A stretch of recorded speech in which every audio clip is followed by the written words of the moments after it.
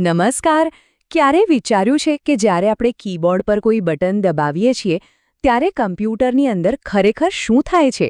વેલ, આજે આપણે એ જ રહસ્ય ખોલવા જઈ રહ્યા છીએ અને જોઈશું કે કમ્પ્યુટર ગણિત જેવી બાબતોને ખરેખર કેવી રીતે હેન્ડલ કરે છે. ચાલો આની ઊંડાણમાં ઉતરીએ. હવે એક સિમ્પલ સવાલ: 4 + 3 કેટલા થાય? જવાબ એકદમ સરળ છે, 1. પણ શું ક્યારેય વિચાર્યું છે કે એક કમ્પ્યુટર આટલી સીધી ગણતરી કેવી રીતે કરે છે? જાણીને કદાચ નવાઈ લાગશે કે આ નાનકડા જવાબ પાછળ એક આખી જટિલ પ્રક્રિયા છુપાયેલી છે. આ પ્રક્રિયાને બરાબર સમજવા માટે આપણે કમ્પ્યુટરની પોતાની માતૃભાષામાં જવું પડશે. આ ભાષાને એસેમ્બલી લેંગ્વેજ કહેવાય છે. આપણે આ ભાષામાં લખેલા 2 પ્રોગ્રામ જોઈશું જે સીધા કમ્પ્યુટરના મગજ એટલે કે પ્રોસેસર સાથે વાત કરે છે. તો આ એસેમ્બલી લેંગ્વેજ છે શું? સમજો કે એ એક ટ્રાન્સલેટર જેવું છે.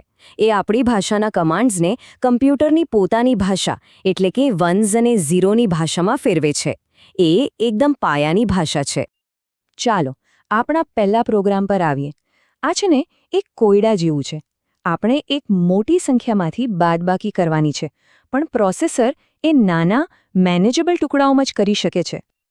જો આ છે એ કોડ જે બાદબાકી કરે છે. હવે આ જોઈને કદાચ થોડું ગૂંચવાડાભર્યું લાગે, પણ ચિંતા ના કરશો. આપણે આને એકદમ સ્ટેપ બાય સ્ટેપ સમજીશું. અહીંયા ખાસ વાત એ છે કે સંખ્યાઓને સીધી બાદ કરવાને બદલે તેને નાના નાના ટુકડાઓમાં વહેંચવામાં આવી છે. અહીંયા જ તો ખરી ચેલેન્જ છે. પ્રોસેસર છે ને એ એકસાથે આખી સંખ્યા પર કામ નથી કરી શકતું. એ એક સમયે માત્ર એક જ ભાગને એટલે કે એક બાઇટને હેન્ડલ કરી શકે છે. બરાબર? એવું જ જાણે આપણે કાગળ પર લાંબી બાદબાકી કરતા હોઈએ અને એક સમયે માત્ર એક જ કોલમ પર કામ કરી શકીએ.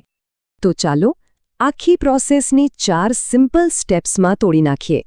પહેલું, કમ્પ્યુટર બંને સંખ્યાઓને પોતાની કામચલાઉ મેમરીમાં એટલે કે રજિસ્ટરમાં મૂકે છે.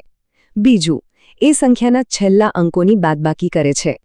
ત્રીજું, એ આગળના અંકોની બાદબાકી કરે છે અને જો જરૂર પડે તો દશક પણ લે છે.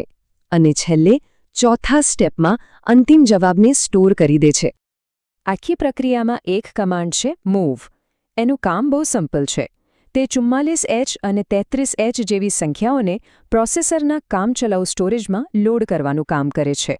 બસ ડેટાને એક જગ્યાએથી બીજી જગ્યાએ ખસેડવો. અને હવે આવે છે સૌથી મજેદાર કમાન્ડ, સબ. આ ખાલી બાદબાકી નથી કરતું.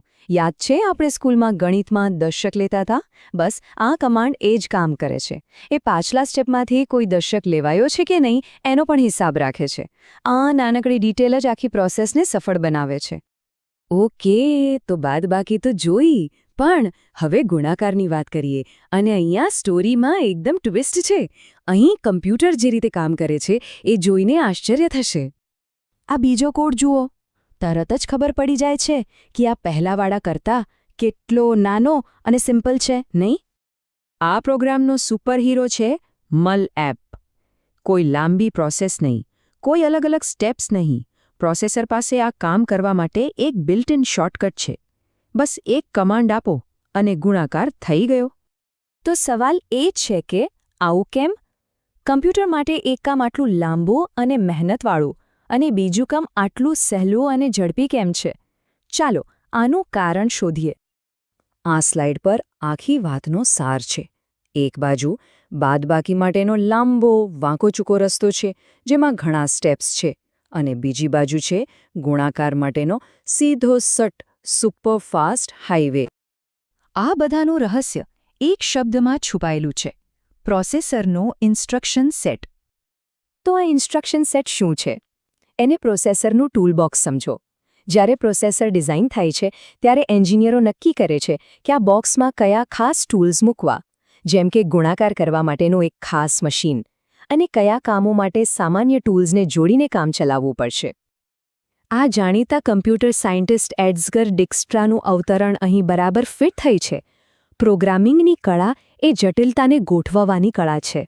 આપણે બરાબર એ જ જોયું નહીં? એક જટિલ બાદબાકીને સરળ સ્ટેપ્સમાં ગોઠવવામાં આવી, જ્યારે ગુણાકાર માટે એક શક્તિશાળી શોર્ટકટ પહેલેથી જ ગોઠવાયેલો હતો. તો આ બધાનો મતલબ શું થયો?